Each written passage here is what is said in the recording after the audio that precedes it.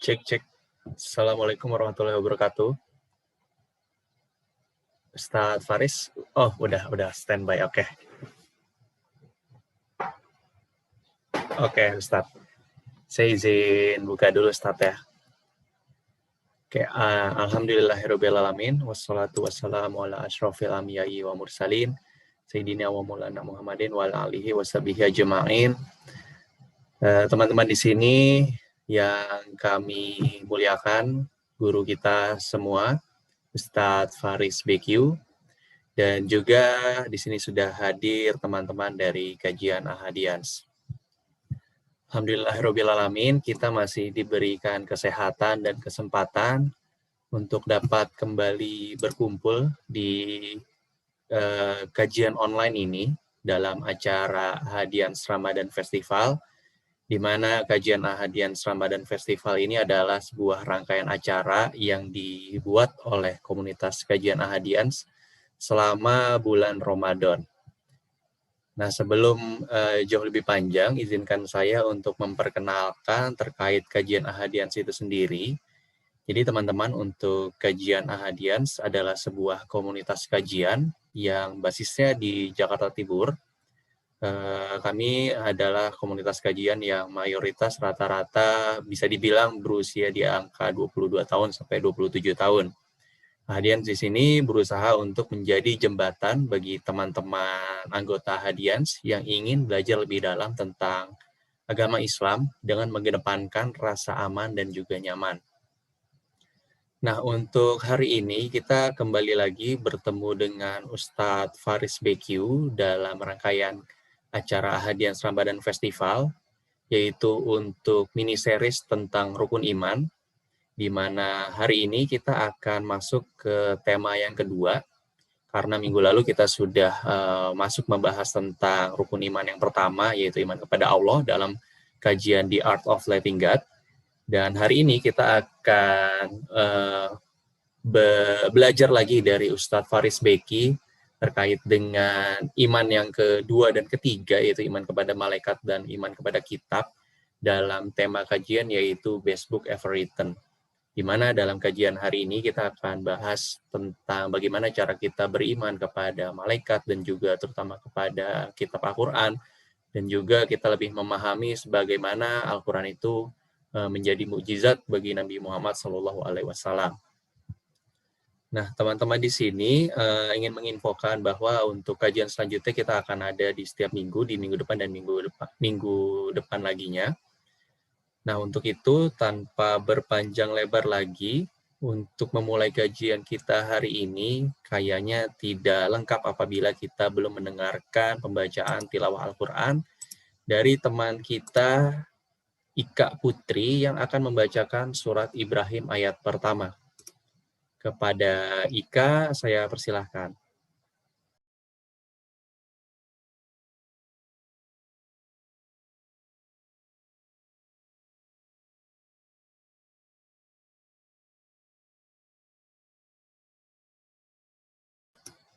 Halo Ika. Sebentar, oke, kayaknya.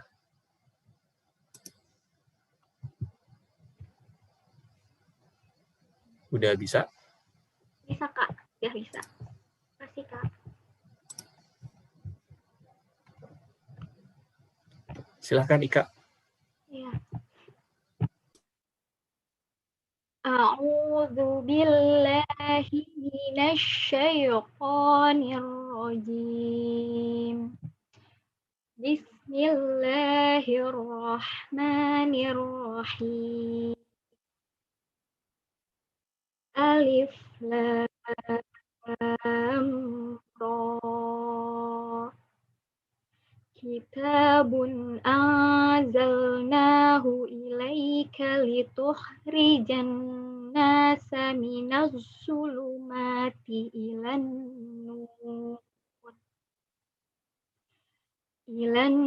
nuri bi'izni rabbihim ila siratil azizil hamid. Sadaqallahul azim. Aku berlindung kepada Allah dari godaan setan yang terkutuk. Dengan nama Allah yang Maha Pengasih, Maha Penyayang. Alif Lam Ra. Ini adalah kitab yang kami turunkan kepadamu Muhammad agar engkau mengeluarkan manusia dari kegelapan kepadanya cahaya terang benderang dengan izin Tuhan, yaitu menuju jalan Tuhan yang Maha Perkasa, Maha Terpuji.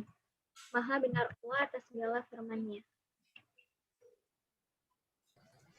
Baik, terima kasih banyak Ika atas pembacaan dari Al-Qur'annya. Untuk teman-teman yang hari ini sudah join, apabila nanti selama kajian ingin bertanya kepada Ustadz Faris, bisa langsung bertanya via Slido, di mana linknya saya sudah share di kolom chat. Ataupun misalkan teman-teman nanti ingin open mic dan langsung bertanya kepada Ustadz Faris BQ, silahkan langsung chat di kolom komentar, bisa dengan menuliskan saya ingin bertanya. Nanti 3 orang pertama akan saya berikan kesempatan untuk open mic langsung kepada Ustadz Faris BQ, baru kita lanjut ke aplikasi atau link Slido-nya. Nah, tanpa berpanjang lebar lagi, kepada Ustadz Faris BQ, tafadhol Ustadz, saya persilahkan. Baik. Bismillahirrahmanirrahim. Assalamualaikum warahmatullahi wabarakatuh. Alhamdulillah, nahmaduhu wa nasta'inuhu wa nastaghfiruh wa na'udzu billahi min syururi anfusina wa sayyiati a'malina. May yahdihillahu fahuwal muhtad wa may yudlil falan tajida lahu waliyyan mursyida. Asyhadu an la ilaha illallah wahdahu la syarika lah wa asyhadu anna Muhammadan 'abduhu wa rasuluh. Allahumma shalli wa sallim wa barik ala nabiyil huda wa ala alihi wa ashabihi wa man walah, amma ba'd. Saudaraku yang dirahmati Allah Subhanahu wa taala, alhamdulillah kita kembali dapat berjumpa pada siang hari yang berbahagia ini, masih dalam rangkaian rukun-rukun iman, ya. Hari ini kita insya Allah bicara tentang iman kepada kitab dan kepada malaikat. Tapi kalau cukup waktunya Mas Irfan, ya, saya izin kita akan kupas dulu satu-satu tentang iman kepada kitab Allah Subhanahu wa taala. Nanti jam 2 saya ada kajian lagi, ya. Jadi kita akan sama-sama dulu kupas coba keimanan kepada kitab Allah. Pertama begini, beriman kepada nabi-nabi itu harus datang sepaket. Kalau seseorang hanya memilih beriman kepada satu nabi namun kufur kepada nabi yang lain, maka dia dianggap sebagai orang yang kafir, tidak beriman kepada nabi manapun. Jadi ada orang yang beriman kepada semua nabi-nabi kecuali Nabi Muhammad, maka dia disebut kufur terhadap semua nabi. Tidak dihitung keimanannya kepada 24 nabi yang lain, itu tidak dihitung. Kalau dia masih ada satu nabi yang tidak dia akui. Dalilnya mana? Dalam surat Asy-Syu'ara Allah Subhanahu wa taala bercerita tentang kaum Nabi Nuh dan kaum Nabi Lut. Di ayat 105 kaum Nabi Nuh, di ayat 160 kaum Nabi Lut. Apa kata Allah? Kadzabat qaum Nuhin al-mursalin. Kaum Nabi Nuh itu mengingkari para rasul. Di ayat 160 kadzabat qaum Lutin al-mursalin. Kaum Nabi Lut itu mengingkari semua rasul. Padahal mereka hanya menolak Nabi Nuh. Kaum Lut hanya menolak Nabi Lut. Tapi menolak satu nabi sama seperti menolak semua nabi. Baik.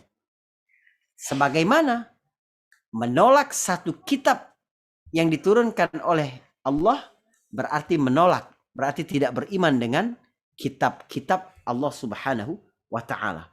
Seseorang hanya mengambil kitab Taurat, Zabur, Injil misalnya, tapi tidak beriman kepada Al-Quran, dia tidak dianggap beriman kepada kitab Allah Subhanahu wa taala. Jadi rukun iman yang kedua beriman kepada kitab Allah Subhanahu wa taala, ya, atau yang ketiga kalau yang keduanya adalah malaikat, berarti kita mengimani semua kitab yang diturunkan kepada nabi-nabi semuanya. Ada beberapa jenis kitab. Yang pertama adalah, ya, ada bentuk suhuf. Seperti yang turun kepada Nabi Ibrahim alaihissalam. Ada suhuf. Lembaran-lembaran. turun dalam bentuk lembaran-lembaran. Kemudian ada lagi yang berbentuk kitab, seperti Taurat kepada Nabi Musa alaihissalam. Nabi Musa itu mendapatkan suhuf dan mendapatkan kitab. Nabi Syith, putra Nabi Adam, mendapatkan 140 suhuf. Ya, Nabi Musa banyak mendapatkan suhuf, tapi juga mendapatkan Taurat. Kemudian Zabur diturunkan kepada Nabi Daud alaihissalam. Kemudian Injil diturunkan kepada Nabi Isa alaihissalam, dan Al-Quran diturunkan kepada Nabi Sallallahu Alaihi Wasallam. Saudara,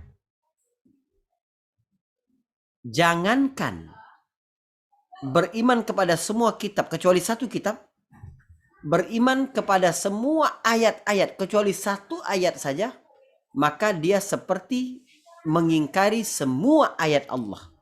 Dianggap tidak beriman kepada kitab Allah. Dalilnya mana? Dalilnya dalam surat Al-Baqarah ayat ke-85 ketika Allah mencela para ahli kitab. Allah berfirman, "Afatu'minuna bi ba'dil kitabi wa takfuruna bi ba'd?" Apakah kamu beriman kepada sebagian Alkitab, tapi kamu kufur terhadap kitab yang lain? Fama jaza'u man yaf'alu dzalika minkum illa khizyun fil hayatid dunya wa yaumal qiyamati yuradduna ila asyaddil adzab wa mallahu bighafilin amma ta'malun. Maka apalagi balasan yang layak untuk orang yang melakukan itu di antara kamu kecuali kehinaan dalam kehidupan di dunia, serta pada hari kiamat akan dikembalikan kepada azab yang paling pedih. Dan Allah tidak pernah ghafil, tidak pernah lalai terhadap apa-apa yang kamu lakukan. Baik, di antara perbuatan buruk yang Allah sebutkan di dalam ayat ini adalah seseorang hanya beriman kepada sebagian Alkitab, tapi tidak beriman kepada yang lain. Makanya di dalam surat An-Nisa, Allah Subhanahu wa taala memerintahkan kita di ayat 136 untuk beriman kepada kitab yang diturunkan kepada nabi, juga beriman kepada kitab-kitab yang diturunkan kepada nabi-nabi terdahulu. Ya ayyuhalladzina amanu aminu billahi wa rasulihi wal kitabil ladzi nazzala ala rasulihi wal kitabil ladzi anzala min qabl. Hai orang-orang yang beriman, berimanlah kepada Allah, kepada Rasulnya, kepada kitab yang diturunkan kepada Rasulnya yaitu Muhammad, dan kepada kitab-kitab yang diturunkan kepada nabi-nabi sebelum Rasul Sallallahu Alaihi Wasallam. Jadi ada satu paket keimanan. Kalau kita menolak sebagian, dianggap menolak semuanya. Tidak beriman kepada satu saja nabi, seperti tidak beriman kepada seluruh nabi. Tidak beriman kepada satu kitab, seperti tidak beriman kepada semua kitab. Tidak beriman kepada satu ayat. Ada orang misalnya mengaku muslim tapi menolak ayat tentang perang misalnya. Menolak ayat tentang poligami, menolak ayat tentang hal-hal yang dia benci, dia tolak. Ya, kalau berat beda, nggak apa-apa. Kita banyak orang yang memang berat melakukan kewajiban-kewajiban. Ada sebagian-sebagian tuntunan, kita merasa berat. Syaitan. Tapi jangan kita mengingkari, jangan kita menyerang, jangan kita memberikan stigma buruk terhadap ayat-ayat Al-Quran yang berbicara tentang apapun. Karena Allah Subhanahu wa taala Maha bijaksana menentukan hukum, menentukan ketentuan-ketentuan, pasti ada hikmah yang luar biasa. Kenapa Allah menurunkan kitab? Ini menarik. Untuk anak-anak muda mesti tahu bagaimana perjalanan wahyu sampai ke hati. Baik.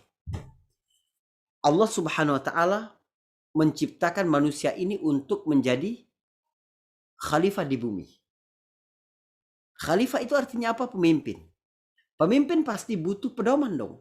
Ya, pemimpin itu butuh pedoman. Maka Allah Subhanahu wa taala ketika memberikan alam semesta ini untuk diatur oleh manusia, mustahil Allah Subhanahu wa taala tidak menyertakan buku petunjuk bersama produknya itu. Di dalam Al-Qur'an, ya, Allah Subhanahu wa taala membuka 5 surah. 5 surah yang dimulai dengan kata alhamdulillah, pujian bagi Allah. 5 surah itu 4-nya berbicara tentang produk-produk ciptaan Allah. Satunya berbicara tentang kitab Allah. Pertama surat Al-Fatihah. Alhamdulillahi Rabbil Alamin. Segala puji bagi Allah Tuhan semesta alam. Ini kan produk, ada bendanya. Al-Alamin itu berarti alam jin, alam hewan, alam tumbuhan, luar angkasa, di bumi, di langit, di bawah tanah. Itu alamin namanya. Baik, Allah ini adalah Tuhan seluruh alam. Kemudian di dalam surat Al-An'am, Allah membuka surah itu dengan firman-Nya, Alhamdulillahilladzi khalaqas samawati wal ard, ya, wa ja'ala adh-dhulumati wan nur. Segala puji bagi Allah yang telah menciptakan, ya, langit dan bumi dan menciptakan kegelapan dan cahaya.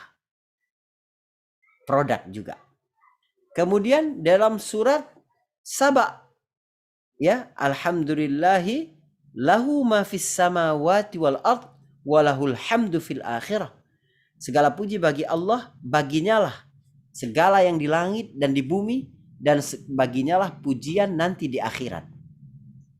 Apa itu? Produk juga.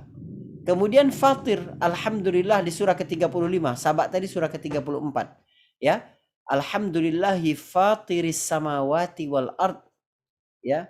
Segala puji bagi Allah yang telah menciptakan langit dan bumi tanpa bahan baku sebelumnya. Fatir itu artinya menciptakan sesuatu tanpa bahan baku. Jadi teman-teman cewek ini yang bikin donat nggak bisa disebut fatir, pencipta donat, nggak bisa. Sebab sudah ada tepungnya, sudah ada gulanya, sudah ada, ya, macam-macam alatnya. Kalau saya hafal nanti teman-teman curiga lagi. Baik, jadi karena sudah ada bahan bakunya, maka kita tidak disebut fatir. Allah menciptakan langit dan bumi ini tanpa bahan baku sebelumnya. Nggak ada tanahnya, nggak ada udaranya, tidak ada pohonnya, tidak ada apa-apa. Maka disebut fatir. Jadi 4 surah di dalam Al-Quran dibuka dengan Alhamdulillah berkaitan dengan produk ciptaan Allah. Ada 1 surah di dalam Al-Quran berkaitan dengan petunjuk Allah, yaitu Al-Quran, yaitu surat Al-Kahfi. Alhamdulillahilladzi anzala ala abdihil kitab walam yaj'al lahu iwaja. Segala puji bagi Allah yang telah menurunkan kitab. Jadi bersama Allah menurunkan langit, bumi dan segala isinya, Allah juga menurunkan Al-Quran sebagai pedoman bagaimana mengolah, bagaimana memanfaatkan, bagaimana menundukkan, bagaimana, ya, berinteraksi dengan alam semesta. Ini pentingnya. Coba misal kita dikasih mobil yang paling canggih, ya, yang memiliki kecerdasan artifisial, bisa mengemudi dengan sendirinya. Kamu tinggal duduk aja, ada beberapa tombol aja yang kamu pencet. Kamu dikasih mobil itu tapi kamu tidak dikasih modulnya. Kamu nggak tahu, pokoknya menebak-nebak aja, nggak ada aturan, nggak ada tulisan, nggak ada petunjuk. Apa yang terjadi? Bisa jadi salah pencet tombol, ya nggak? Meledak aja mobilnya. Percuma produk secanggih apapun, kalau kita tidak tahu mengolahnya, tidak bisa menggunakannya, maka akan berbahaya bagi kita. Begitu juga langit, bumi, seluruh yang ada di dalamnya itu berbahaya bagi manusia kalau tidak disertai dengan buku petunjuk cara mengolah alam semesta itu. Inilah Al-Quran. Allah sayang kepada kita. Allah nggak mau berikan kepada kita produk yang sangat canggih, teratur, sangat rinci dalam penciptaannya, tapi Allah tidak ciptakan. Allah tidak kirimkan kalamullah. Allah tidak turunkan Al-Quran sebagai petunjuk bagi manusia dalam mengelola bumi, mengelola alam semesta ini. Baik, teman-teman yang dirahmati oleh Allah Subhanahu wa taala. Lalu kita akan melihat seberapa penting wahyu ini. Seberapa penting Allah menurunkan kitab ini, ya. Baik.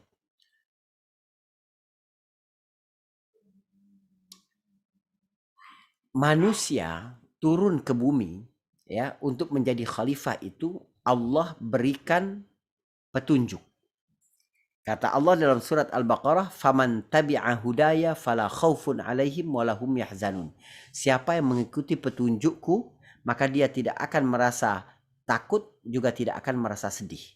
Dalam surat Thaha, "Famanittaba'a hudaya fala yadhillu wa la yashqa." Siapa yang mengikuti petunjukku, maka dia tidak mungkin tersesat, dia tidak mungkin sengsara. Apa yang dimaksud petunjuk di situ? Ada 3 jenis petunjuk yang Allah bekali manusia untuk mengolah alam raya ini. Yang pertama adalah petunjuk insting. Kita menarik tangan kita ketika merasakan panas, misalnya ada api, itu insting. Nggak ada pikiran. Artinya orang gila juga nggak tahan panas.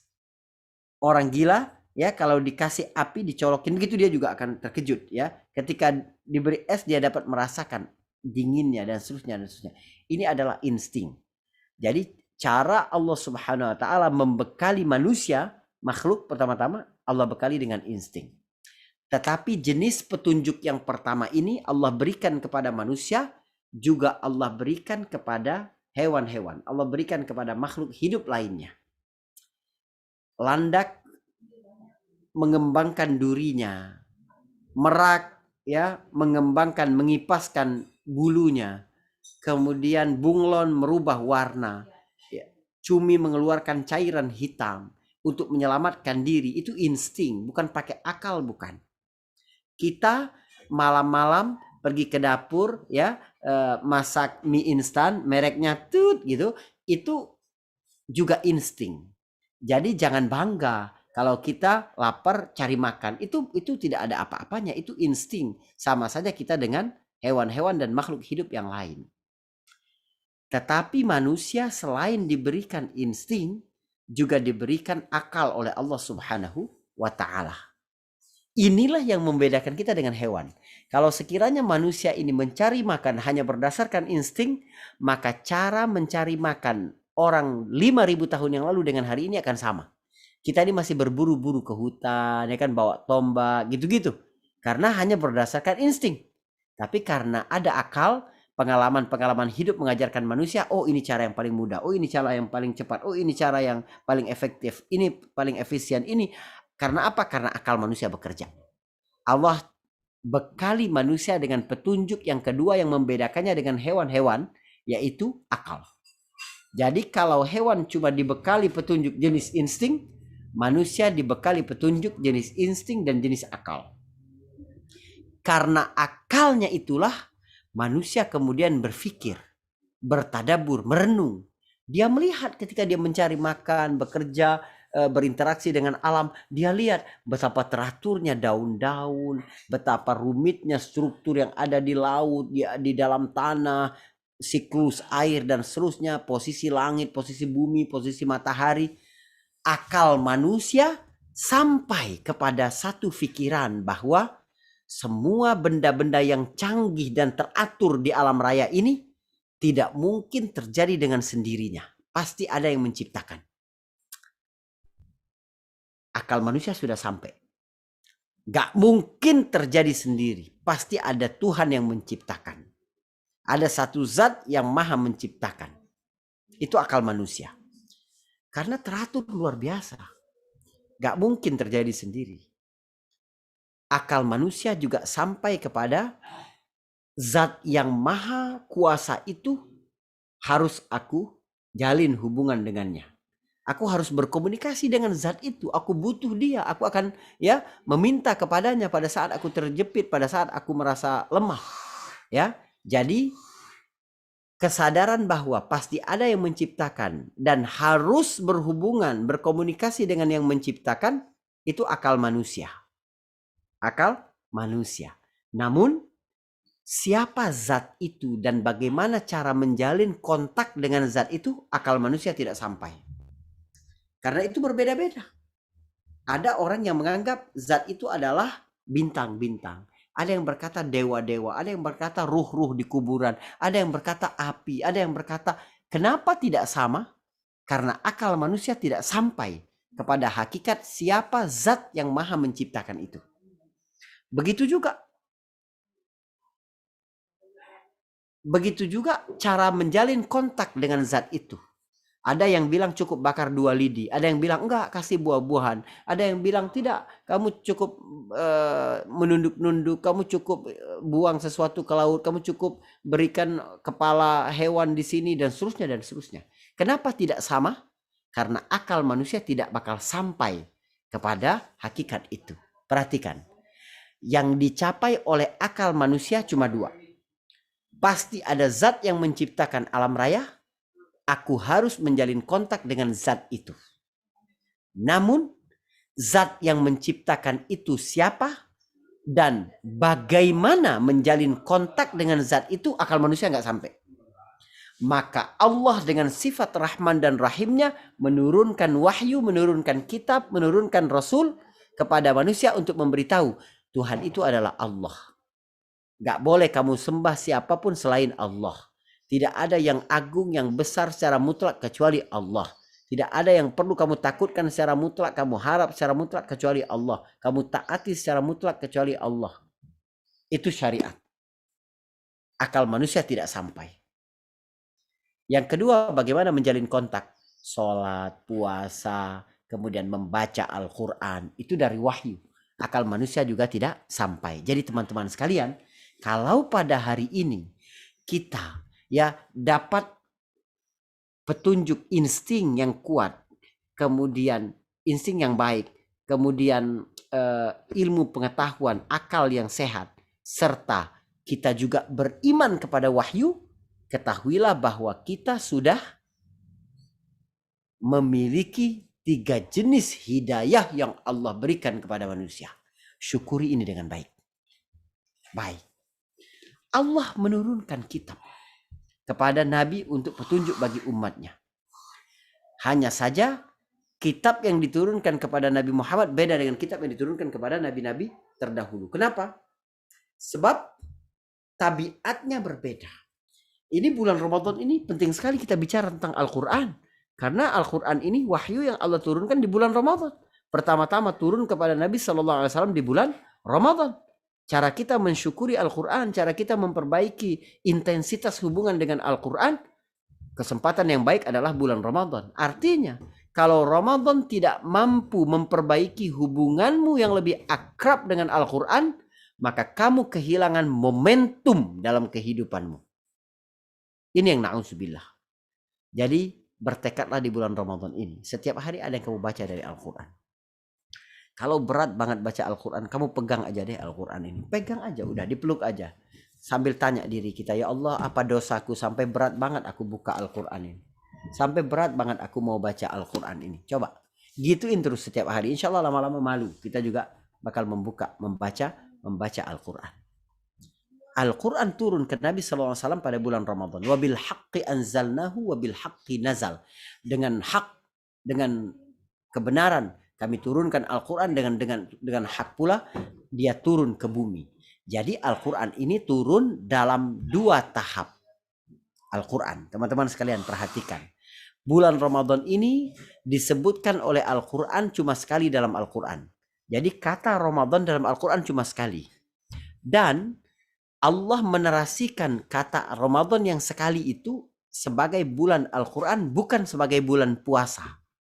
Allah berfirman di ayat 185, Syahrul Ramadan alladzi unzila fihil Qur'an hudan linnas wa bayyinatin minal huda wal furqan.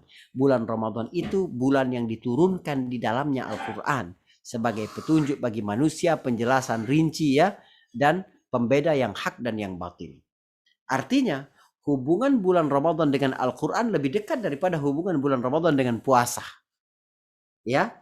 Bulan ini menjadi mulia karena Al-Quran. Bukan sebaliknya Al-Quran mulia karena bulan Ramadan. Bukan. Sebab segala sesuatu yang berkaitan dengan Al-Quran akan menjadi mulia. Sebab Al-Quran ini kalamullah, kata-kata Allah. Satu yang melekat pada zat Allah. Ya, seperti saya bilang, sekarang apa yang saya sampaikan teman-teman dengar ini kalam saya ini. Perkataan saya ini. Nah, Al-Quran itu kalamullah. Keluar dari Allah subhanahu wa ta'ala. Ya, jadi kedudukannya sangat tinggi sehingga apapun yang dekat dengan Al-Quran, Allah tinggikan derajatnya.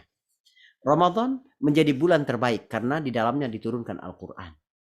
Al-Quran diturunkan kepada Nabi, maka Nabi menjadi Nabi yang terbaik. Jibril yang membawa turun Al-Quran, maka Jibril menjadi malaikat yang terbaik. Ya, Ramadan diturunkan Al-Quran, maka Ramadan menjadi bulan terbaik. Lailatul Qadar, tanggal malam turunnya Al-Quran, maka Allah jadikan Lailatul Qadar sebagai bulan yang terbaik. Bayangkan kalau hati kita ada Al-Quran, selalu dekat dengan Al-Quran, maka hati kita adalah hati yang terbaik insya Allah. Teman-teman sekalian, ya, Al-Quran turun tadi 2 tahap. Dari sisi Allah Subhanahu wa taala, Allah ini turun, lihat, ini mukjizat yang paling besar sepanjang sejarah seluruh nabi. Jadi kita ini sekarang sedang pegang mukjizat paling besar. Artinya apa? Nabi Musa dapat menghidupkan orang mati, belum apa-apa. Kemudian Nabi Isa dapat menghidupkan orang mati, belum apa-apa. Nabi Musa dapat membelah lautan dengan tongkatnya, mengubah tongkatnya menjadi ular, belum apa-apa. Masih jauh lebih besar mukjizat Al-Quran. Segala kemajuan-kemajuan, ilmu pengetahuan, kehidupan ini pasti ada kaitannya dengan Al-Quran, dengan pedoman Al-Quran. Dan kita dapat merasakan sampai pada hari ini. Mukjizat-mukjizat dalam Al-Quran ini nyata, dari mulai kata-katanya, susunannya, ini sangat luar biasa. Coba, kita bicara satu kitab dulu, kitab Al-Quran. Al-Quran ini turun dari sisi Allah, pertama-tama ke langit dunia. Langit kan ada 7 lapis, langit yang paling rendah itu langit dunia, langit pertama. Di langit pertama itu ada satu pos namanya Baitul Izzah, rumah kemuliaan. Jadi Al-Quran turun pertama-tama berhenti di Baitul Izzah, pos rumah kemuliaan itu. Bagaimana bentuk turunnya? Dalam urutan seperti Al-Quran yang ada di tangan kita hari ini. Mulai dari Al-Fatihah sampai An-Nas. Ya, semua begitu. Lalu pada malam itu juga Jibril mengambil beberapa ayat pertama dalam surat Al-Alaq. Iqra bismi rabbikal ladzi khalaq, khalaqal insana min 'alaq, iqra wa rabbukal akram alladzi 'allama bil qalam, 'allamal insana ma lam ya'lam. Iqra 'allamal insana ma lam ya'lam. 5 ayat. Jibril bawa ini ke Nabi Muhammad yang sedang berada di Gua Hira. Sudah 2 tahun Nabi SAW selalu menyepi, ya, menepi dari hiruk pikuk ajaran paganisme di Quraisy. Nabi menolak itu, Nabi mohon petunjuk, Nabi bertadabbur, bertafakkur, ya. Nah, pada malam Ramadan, ketika Nabi berusia 40 tahun, yaitu 40 tahun setelah kejadian tentara bergajah menyerang Mekah, ya, dan gagal itu, Allah menurunkan Al-Quran. Kemudian Al-Quran turun secara berangsur-angsur kepada Rasul Sallallahu Alaihi Wasallam sampai menjelang Rasulullah wafat. Ini Al-Quran diturunkan kepada Nabi dalam urutan tidak seperti Al-Quran yang sekarang kita pegang, tapi berdasarkan kejadian-kejadian, peristiwa, merespon, ya, bagaimana menjawab pertanyaan, merespon peristiwa yang terjadi pada masa Nabi Sallallahu Alaihi Wasallam. Baik. Lalu teman-teman sekalian, Allah Subhanahu wa taala menjamin, karena Dia yang menurunkan Al-Quran, maka Allah yang akan menjamin keasliannya, keotentikan Al-Quran ini dijamin sampai hari kiamat. Gak mungkin ada orang yang mampu untuk mengubah Al-Quran. Inna nahnu nazzalna dzikra wa inna lahu lahafizun. Kami yang menurunkan Al-Quran, ya, dan kami juga yang menjaganya. Kemudian ada mukjizat lain, kemudahan, ya. Kami telah mudahkan kamu untuk membaca Al-Quran. Jadi Al-Quran ini lebih mudah membaca Al-Quran daripada membaca terjemahannya. Lebih mudah menghafal Al-Quran daripada menghafal terjemahannya, ya. Lebih mudah ingat Al-Quran daripada ingat terjemahannya. Padahal itu bahasa kita. Tapi bahasa Al-Quran yang sangat indah itu membuat dia lebih mudah untuk diingat, ya. Baik. Allah Subhanahu wa taala menurunkan wahyu ini, ya, dalam 3 bentuk. Perhatikan. Tadi jenis petunjuk tadi ada 3, insting, akal, dan wahyu. Wahyu ini adalah nabi yang diturunkan kepada umat manusia. Kepada nabi ini diturunkan dengan 3 cara penyampaian wahyu. Yang pertama adalah wahyu yang lafaz dan maknanya langsung dari Allah. Tidak ada perubahan sama sekali. Jadi redaksionalnya juga dari Allah. Itulah Al-Quran. Ada lagi wahyu yang disebutkan dalam bahasa hadis. Allah berfirman begini, tapi susunannya adalah susunan Nabi. Maka dia disebut hadis qudsi. Ada lagi hadis biasa. Wahyu yang dimasukkan ke dalam hati Nabi, kemudian Nabi yang mengucapkan. Nabi yang mempraktekkan. Sahabat-sahabat melihat apapun yang dilakukan Nabi, apapun yang dikatakan Nabi, itu wahyu semua. Nggak ada karangan Nabi sendiri, itu tidak ada. Semuanya berdasarkan bimbingan wahyu dari Allah Subhanahu wa Ta'ala. Itu disebut hadis. Jadi ada Al-Quran, ada hadis qudsi, ada hadis nabawi. Hadis dari Nabi SAW yang disandarkan kepada Nabi SAW. Baik. Teman-teman sekalian, bagaimana kita dapat melihat ya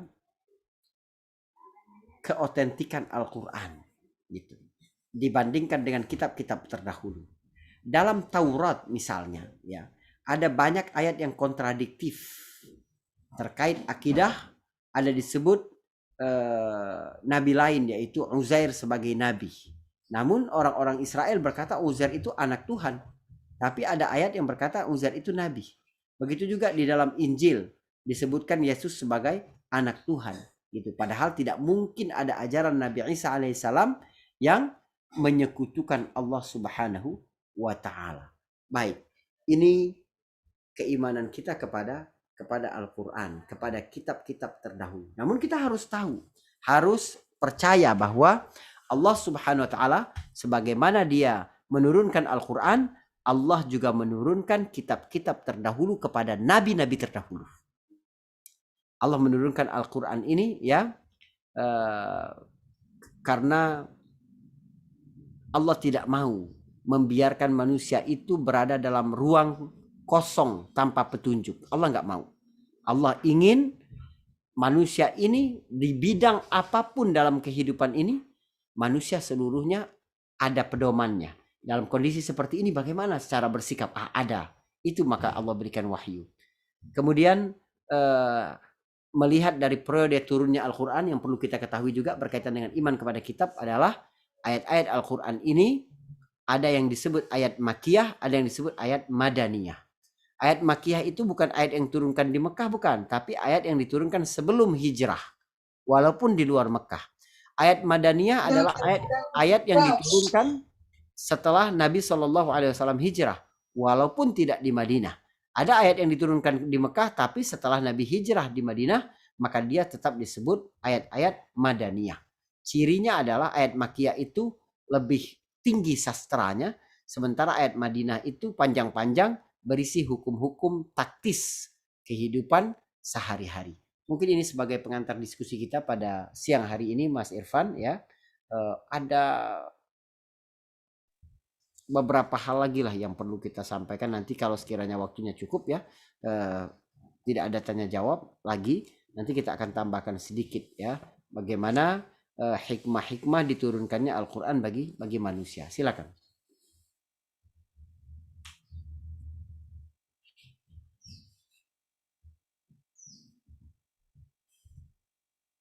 Suaranya nggak muncul ya?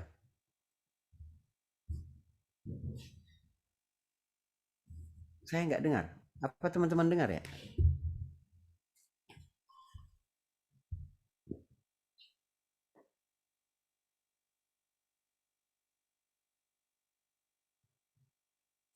Nggak kedengar suaranya Kak Irfan, Masya Allah.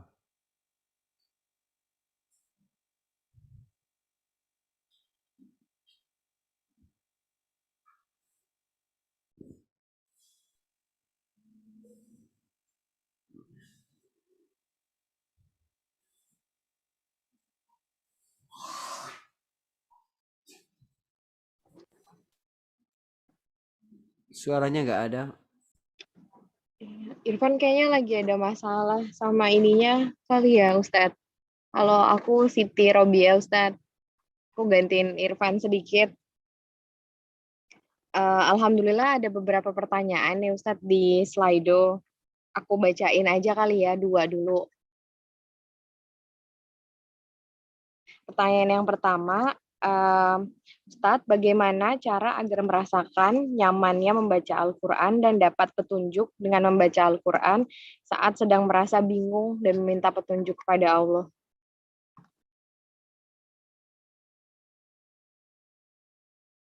Oh,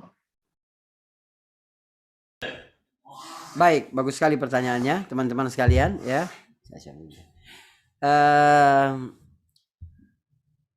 Al-Quran ini Allah sampaikan sebagai syifa, sebagai terapi bagi kehidupan manusia. Kalau sekiranya kita tidak menemukan ya proses-proses penyembuhan, terapi, kedamaian dalam Al-Quran, berarti ada yang perlu kita koreksi dari interaksi kita dengan Al-Quran. Al-Quran baru bisa menjadi petunjuk yang berfungsi bagi kedamaian hidup manusia, ya, itu kalau sekiranya Al-Quran itu dipahami dengan baik. Jadi tidak cukup hanya membaca Al-Quran, tidak cukup. Kita harus tahu tafsirnya, kita harus belajar, kita harus mentadaburi kedalaman makna-makna Al-Quran. Sehingga setiap kali ada persoalan-persoalan dalam hidup, kita tahu mana ayat-ayat berkenaan, mana petunjuk-petunjuk dari kitab Allah itu yang berhubungan dengan masalah yang kita hadapi. Itu akan dapat ketenangan yang luar biasa. Ya, bagaimana ketika kita memperoleh masalah, bagaimana kalau kita kehilangan, bagaimana kita seluruh ada petunjuk-petunjuk Al-Quran itu tergantung seberapa kita memahami dan dekat dengan Al-Quran. Sahabat, saya ingin sampaikan bahwa teruslah memiliki usaha yang sungguh-sungguh untuk menjadi lebih akrab dengan Al-Quran. Semakin seseorang akrab dengan Al-Quran, semakin Al-Quran akan membuka rahasia-rahasianya kepada kita. Ya, kalau sekiranya kita terus mengaji, ya, terus mengikuti tafsir-tafsir dan tadabur-tadabur ayat-ayat Al-Quran, insya Allah kita akan semakin mudah merasakan keindahan dan kedamaian membaca Al-Quran. Orang yang beriman itu, kata Al-Quran, innamal mu'minuna idza dzukirallah wajilat qulubuhum wa idza tuliyat alaihim ayatuhu zadatuhum imanan wa ala rabbihim yatawakkalun. Orang yang beriman, yang benar-benar beriman itu adalah apabila disebutkan nama Allah akan bergetar hatinya, apabila dibacakan ayat-ayat Allah maka akan bertambah keimanannya dan bertambah pula tawakalnya kepada Allah Subhanahu wa taala. Jadi semakin baik kita memahami Al-Quran, semakin tinggi keterampilan berserah diri kepada Allah Subhanahu wa taala. Seseorang dengan kemampuan berserah diri kepada Allah lebih baik akan lebih awet terhadap seluruh goncangan-goncangan masalah dan kehidupan. Wallahu a'lam bishawab.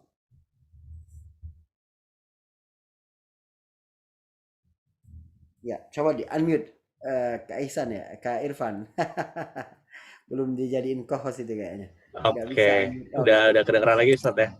Siap. Oke, mohon maaf Ustaz, ada masalah teknis.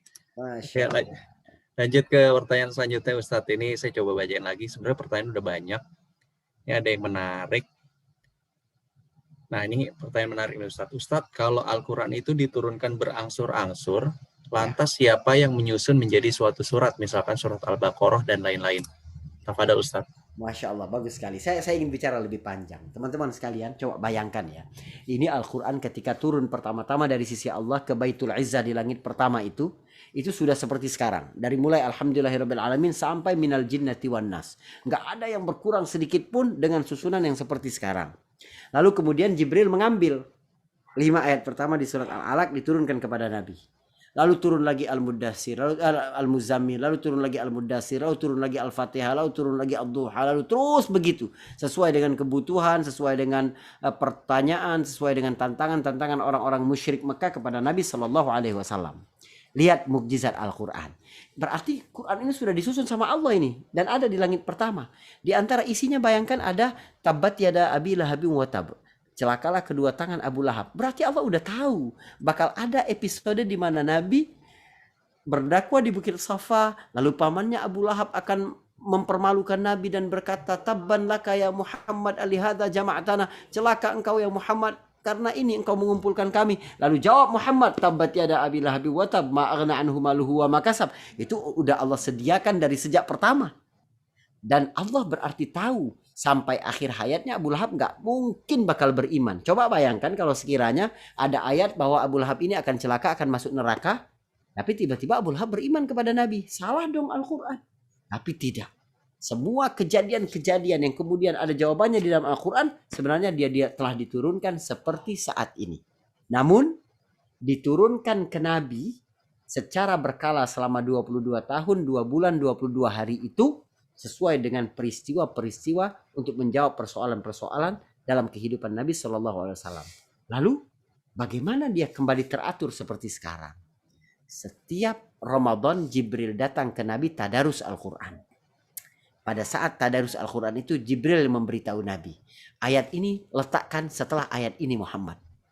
Ayat ini surah Al-Baqarah. Surah ini letakkan sebelum surah ini, setelah surah ini. Surah ini adalah surah yang di sini. Ayat ini letakkan di ujung surah ini. Tapi ayat yang ini enggak, ini letakkan di ayat yang itu. Jadi susunan ayat, susunan surah diajarkan oleh Jibril kepada Nabi Muhammad SAW ketika tadarus setiap Ramadan itu. Sampai kemudian Ramadan terakhir Nabi khatam Al-Quran 2 kali, ya, dan itu diberitahu oleh Jibril dengan susunan-susunan yang ada sekarang. Jadi walaupun kodifikasi Al-Quran baru ada di zaman Utsman bin Affan radhiyallahu an, tapi urutannya bukan ijtihad, bukan buah pikir dari Utsman, tapi wahyu juga dari langit, petunjuk dari Allah Subhanahu wa taala yang diajarkan Jibril kepada Nabi Muhammad sallallahu alaihi wasallam. Baik. Masya Allah, terima kasih banyak Ustadz atas penjelasan yang luar biasa. Oke, lanjut ke pertanyaan selanjutnya. Ada dari penanya, mengapa harus ada kitab-kitab lain selain Al-Quran, jika Al-Quran itu sudah ada dari zaman azali dan isinya lebih lengkap? Baik. Apa ada Ustadz? Baik, bagus sekali pertanyaannya. Teman-teman sekalian lihat, kita mulai dari awal kajian tadi. Akal manusia cuma sampai kepada 2 hakikat. Ada zat yang menciptakan dan aku harus menjalin kontak dengan zat itu. Tapi zat itu apa dan bagaimana menjalin kontak, akal manusia tidak sampai. Maka Allah Subhanahu wa taala turunkan wahyu kepada para nabi. Zat itu apa? Itulah akidah. Bagaimana menjalin kontak dengan zat itu, itulah syariat. Cara sholat, cara puasa, cara pernikahan, makanan-makanan yang halal atau tidak, itu syariat. Syariat ini berubah-ubah sesuai dengan kebutuhan. Kenapa Al-Quran tidak diturunkan dari sejak awal? Oh, tidak cocok. Ketika Allah turunkan Nabi Adam, manusia lain tidak ada, cuma Adam sama Hawa. Lalu kemudian Adam dan Hawa punya anak. Bagaimana menikah anaknya itu? Karena tidak ada manusia lain, maka syariat Nabi Adam boleh seorang nikah bersaudara. Karena keadaannya berbeda. Gak mungkin nyuruh Qabil nikah sama monyet, Habil menikah sama landak. Gak mungkin. Maka ada syariat yang membolehkan nikah saudara pada masa Adam.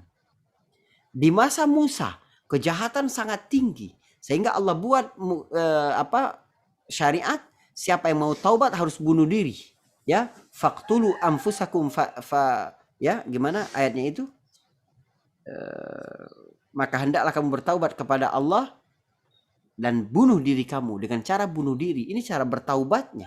Itu saja bikin tidak kapok orang-orang Yahudi.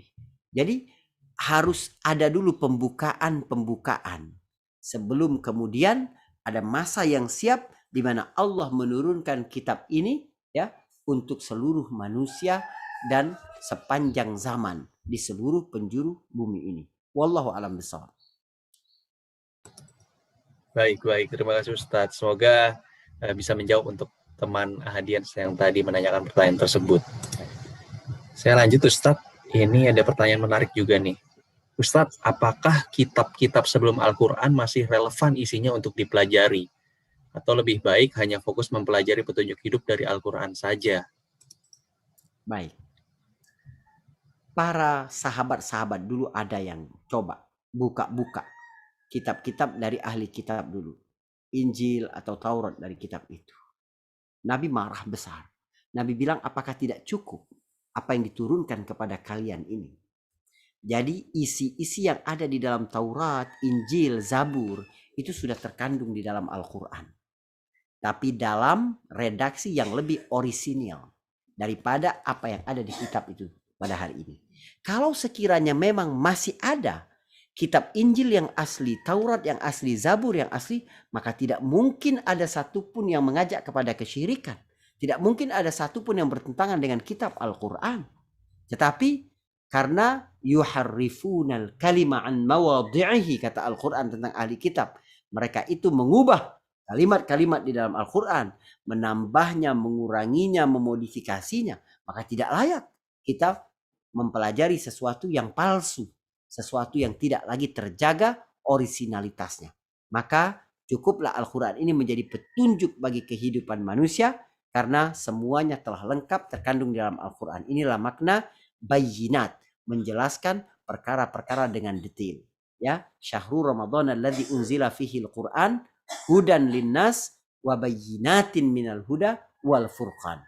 Petunjuk, penjelasan yang rinci, serta al-furqan, pembeda antara yang hak dan yang batil. Baik. Baik Ustadz. Terima kasih. Mungkin 2 pertanyaan terakhir Ustadz, karena berhubung Ustadz jam 2 ada kajian lagi Ustadz ya. Baik, mohon maaf. Ini ada penanya, Ustadz, bagaimana apabila ada suatu perkara yang belum diatur dalam Al-Quran? Bagaimana penyelesaiannya? Baik. Nabi melarang para sahabat dulu bertanya hal-hal yang didiamkan oleh Allah. Allah itu kalau mendiamkan satu, bukan Allah lupa, bukan. Tapi Allah memberi ruang kemaafan ketika kita melakukan itu. Jadi dalam Al-Quran disebutkan la tas'alu an asya in tubdalakum tasukkum. Jangan kamu bertanya tentang sesuatu, kalau kamu tanya justru menyusahkan kamu.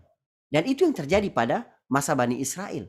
Innallaha ya'murukum an tadhbahu baqarah. Allah memerintahkan kamu untuk menyembelih baqarah. Seharusnya mereka itu, Allah bukan lupa ngasih tahu ciri-ciri sapi seperti apa, enggak. Tapi Allah memberi keleluasaan. Pokoknya kalian sembelih sapi. Mau besar, mau kecil, warna hitam, warna putih, warna kuning, terserah. Udah Allah berikan kemudahan. Tapi Bani Israel nanya, sapi yang seperti apa? Warnanya apa? Apakah yang udah membajak sawah boleh dipakai apa tidak? Bertanya terus sehingga semakin menyempitkan mereka. Sampai mereka hampir tidak dapat melakukan itu. Coba bayangkan. Begitu juga kita dengan wahyu. Segala sesuatu yang tidak dijelaskan oleh syariat berarti ada ruang kemaafan dari Allah Subhanahu wa taala, kita leluasa bergerak di situ. Nah, pada perkara-perkara pelik dalam kehidupan yang mendatangkan keraguan dalam diri kita, bagaimana kalau tidak ada dalam Al-Quran dan hadis? Maka berdasarkan ijtihad para ulama. Ijtihad itu apa? Ijtihad itu menggunakan dalil-dalil Al-Quran dan hadis untuk mengolah satu produk hukum yang belum ada di zaman Nabi SAW. Misal, rokok belum ada di zaman Nabi. Apa hukum rokok? Nggak ada. Dalam Al-Quran nggak ada, dalam hadis. Tapi ada ketentuan-ketentuan umum.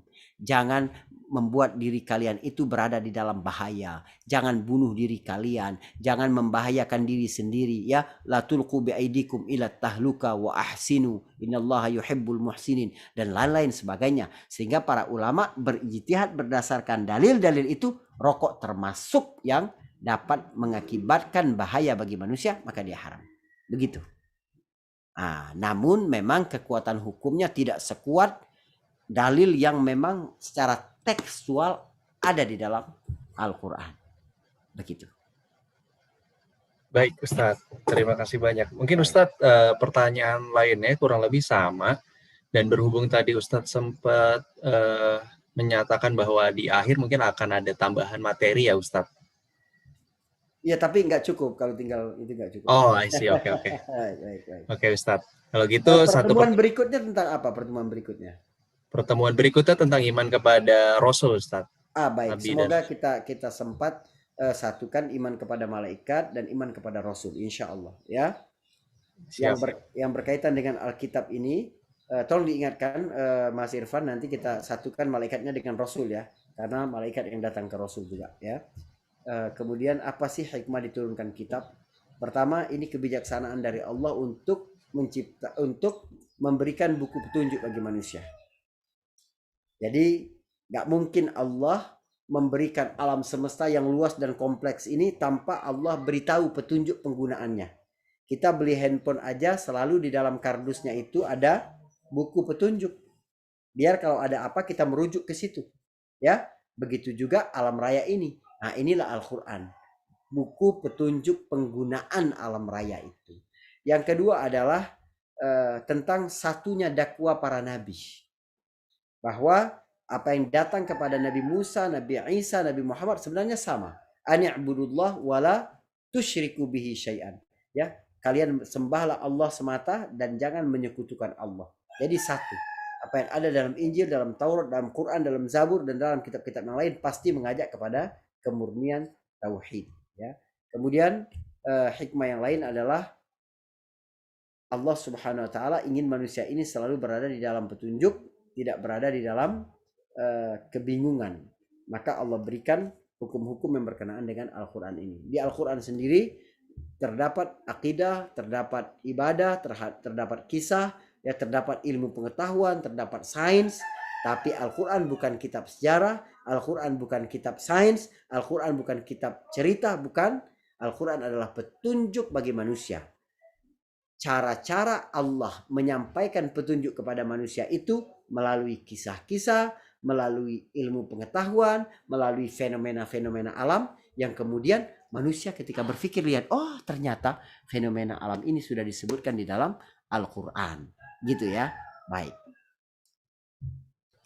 Baik Ustadz, terima kasih banyak untuk kajian hari ini. Mungkin kita akan ketemu lagi di minggu depan di tanggal 2 Mei 2021 untuk tema kajian tentang rukun iman kepada Rasul dan juga mungkin diselipkan rukun kepada malaikat.